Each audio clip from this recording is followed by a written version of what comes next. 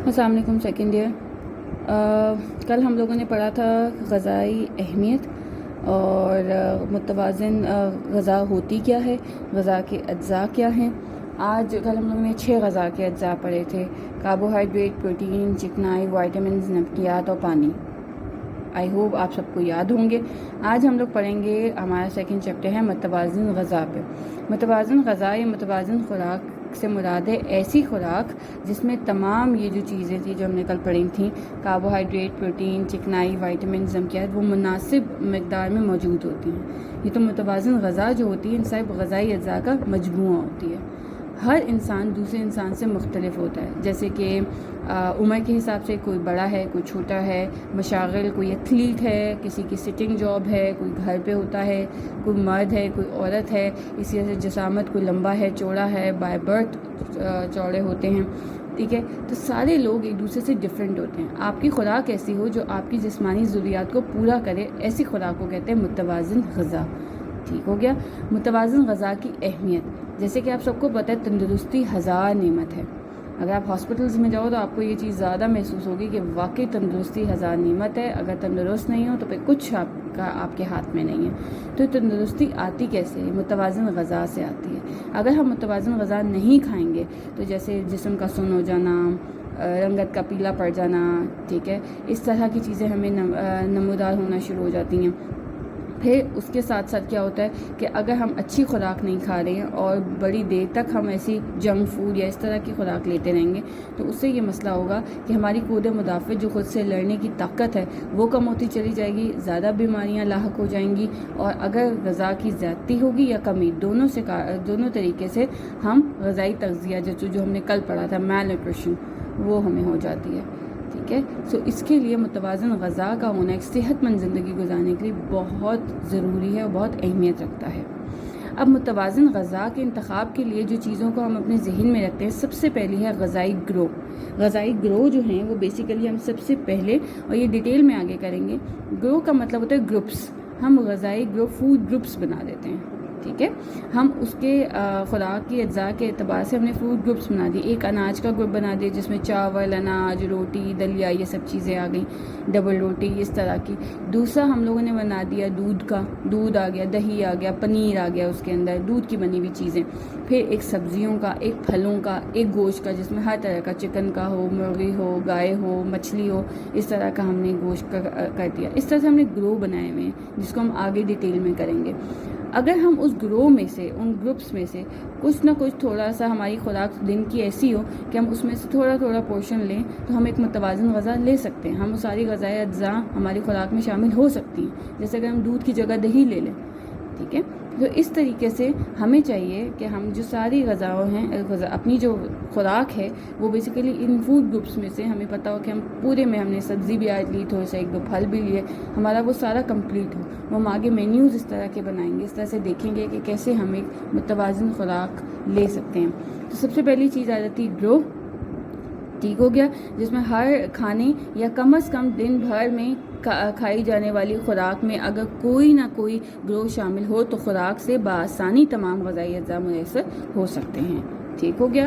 دوسری چیز جو ہمارے اس میں آتی ہے وہ ہے عمر، ایج.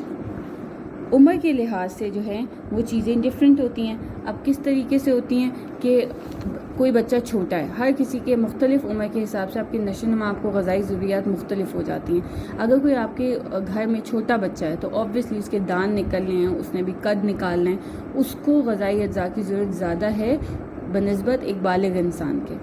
ٹھیک ہے، اگر بچپن میں ہی اس کی ان چیزوں کی کمی رہ گئی اور وہ آگے تک چلی گئی تو وہ غذائی تجزیہ کا شکار ہو سکتا ہے. دوسری چیز آتی ہے جنس.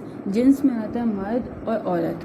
عورتوں کے مقابلے میں مردوں کو چونکہ زیادہ مشقت کا کام کرنا پڑتا ہے تو اس لیے ان کو زیادہ ضرورت ہوتی ہے حرارتوں کی، اور یہ قدرتی طور پہ ان کی جسمانی بناوٹ ہی ایسی بنی ہوئی ہے کہ ان کو زیادہ ضرورت ہوتی ہے.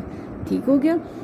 جسامت، اب آپ ہی کی عمر کا کوئی آپ کی ہم عمر ہوں گے، وہ لمبی ہوں گے، تھوڑی سی چوڑی ہوں گی، اس طرح کے سب ڈفرینٹ ہوتے ہیں. تو ہر اس لحاظ سے جو ہے آپ کی غذا کی جو ضروریات ہوتی ہیں وہ مختلف ہو جاتی ہیں. اور اگر آپ میں سے کوئی لمبا ہے، چوڑا ہے، تو انہیں بنسبت ایک کم جسامت والے انسان سے زیادہ غذا کی ضرورت ہوگی. ٹھیک ہے. اس کے بعد ہے جسمانی کیفیت. اب اگر آپ صحیح ہیں تو پھر ٹھیک ہے، اگر آپ بیمار ہیں تو پھر آپ کو زیادہ حراروں والی قوت بخش غذاؤں کی ضرورت ہے، کیونکہ آپ کی قوت مدافعت بڑھنی ہے، ٹھیک ہو گیا.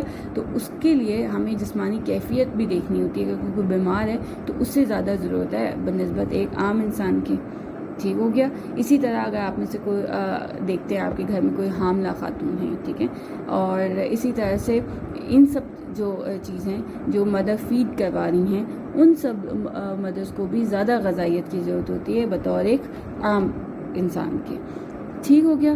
اس کے بعد آ جاتا ہے مشاغل اور کام کاج کی نوعیت. آپ کی جسمانی مشقت کا کام بھی ہے، وہ بھی بہت اہمیت رکھتا ہے. جیسے اگر کوئی ایتھلیٹ ہے، اگر کوئی لیبر ہے تو آبویسلی اس کے جسمانی مشقت بہت زیادہ ہے، تو اس کو حراروں کی زیادہ خوراک کی ضرورت ہوگی بنسبت ایک عام انسان کی.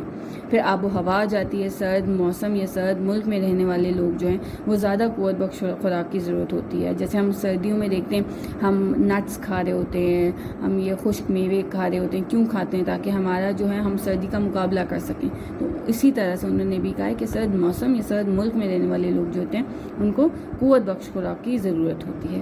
اس کے بعد آپ کا آ جاتا ہے متوازن خوراک کے حصول کی کیا وجہ ہے کہ ہمیں متوازن غذا نہیں ملتی ہے. تو سب سے پہلی چیز آ جاتی ہے لا علمی، ٹھیک ہے. لا علمی ہے کہ انسان اپنی روزمرہ خوراک میں ہم اتنے عادی ہو جاتے ہیں اپنی روزمرہ خوراک میں ایک ہی چیز کھا کھا کے کہ ہمیں پتہ ہی نہیں چلتا کہ ہم باقی چیزوں سے محروم ہو رہے ہیں. جیسے کوئی لوگ ہوتے ہیں وہ سبزی نہیں کھاتے، کوئی ہوتے ہیں جو پھل نہیں کھاتے، ٹھیک ہے. تو اس سے کیا ہوتا ہے کہ اگر یہ چیز کافی دیر تک رہے تو اس سے غذائی تغذیہ ہو سکتا ہے، آپ اس کا شکار ہو سکتے ہیں، کیونکہ ہمیں علم ہی نہیں ہوتا کہ ہم جو لے رہے ہیں وہ آیا صحیح لے رہے ہیں یا غلط لے رہے ہیں، ٹھیک ہے. ہم اپنی وہ روٹین کو چینج ہی نہیں کرتے، ہم کوئی نئی چیز سٹارٹ ہی نہیں کرتے.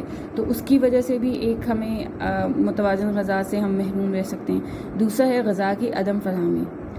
بعض اوقات کئی علاقوں میں آمد و رفت کی سہولت نہ ہونے کی وجہ سے کچھ اشیاء میسر نہیں ہوتی ہیں. بہت سے ایسے پھل ہیں جو باہر کھائے جاتے ہیں، ہمارے یہاں پہ کھائے نہیں جاتے کیونکہ ہمیں یہاں فراہم ہی نہیں ہے، یا کسی وجہ سے رکاوٹ ہے یا کسی وجہ سے نہیں کھا سکتے.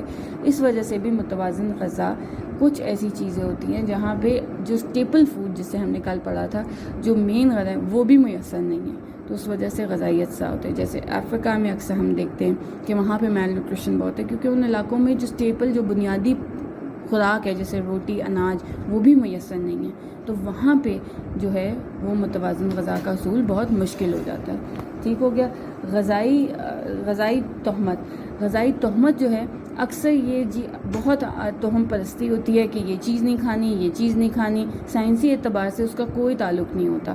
تو ایسی چند غذائیں کچھ ایسی غذائیں ہوتی ہیں، ان غذاؤں سے ہم جب ہٹ جاتے ہیں تو اس طرح سے ہمیں متوازن غذا کا حصول بھی بہت مشکل ہو جاتا ہے. جیسے بعض لوگ کہتے ہیں کھیرا نہیں کھانا، ٹھیک ہے، ہیضہ ہو جائے گا. گائے کا گوشت بالکل ہی نہیں کھانا. جیسے ایسے لگتا ہے کہ جیسے گائے کے گوشت سے ہی مسئلے. جیسے آج کل مرغی کا تھا، مرغی ایسے لگتا تھا کہ مرغی ہی ہر چیز، ہر بیماری کی جڑ ہی مرغی ہے. آپ یہ نہیں دیکھ رہے ہیں کہ مرغی تو ایک سائڈ پہ ایک مرغی ہے، باقی تو ساری آپ کا لائف سٹائل ہے. آپ نہ چلتے ہیں، نہ آپ اپنی باقی متوازن غذا لیتے ہیں، وہ آپ کی بیماری کا وجہ نہیں بن سکتی. نہیں، تو تہم پرستی ہوتی ہے جس میں ہم بہت سی چیزوں کو نکال دیتے ہیں. کچھ لوگ دودھ دہی نہیں لیتے، کچھ لوگ کہتے ہیں کہ دودھ کے ساتھ ہم لوگ مچھلی نہیں لیں گے، کچھ کہتے ہیں کہ ترش چیزوں کے ساتھ غذا. کچھ چیزوں کے سائنسی اعتبار سے کچھ چیزیں پروون ہیں کہ ہاں یہ چیز صحیح نہیں ہے، کچھ چیزیں بالکل بھی نہیں ہیں اور ہم وہ کام نہیں کر رہے ہوتے. تو اس وجہ سے بھی غذائی حصول سے ہم متوازن غذا لے پاتے. پھر روایتی غذائی عادات، ہماری عادات کچھ ایسی ہوتی ہیں، کچھ کھانے کے پکانے کا طریقہ ایسے ہوتا ہے کہ جس کی وجہ سے ہم اس کی غذائیت کھو دیتے ہیں، ٹھیک ہے. جیسے ہم نے کشمیریوں میں بتایا کہ ابلے ہوئے چاول جس میں سارا وہ ابلے ہوئے چاول جس میں سارا وہ پانی نکال دیتے ہیں، وہ تینوں ٹائم بھی کھانا تو وہ کھاتے ہیں، ان کا رواج ہے، ان کا کسٹم ہے یہ، ٹھیک ہو گیا. اس طرح سے بڑی ایسی چیزیں ہیں جس میں ہم اس طریقے سے اسے بناتے ہیں، اس طریقے سے کھاتے ہیں کہ وہ غذائی اعتبار سے بہت اس کی ہم غذائیت ختم کر دیتے ہیں، کھو دیتے ہیں. تو یہ جو کچھ چیزیں ہیں ان کی وجہ سے ہمیں متوازن غذا نہیں مل سکتی یا نہیں ملتی، ٹھیک ہو گیا. یہ تھا آج کا لیکچر.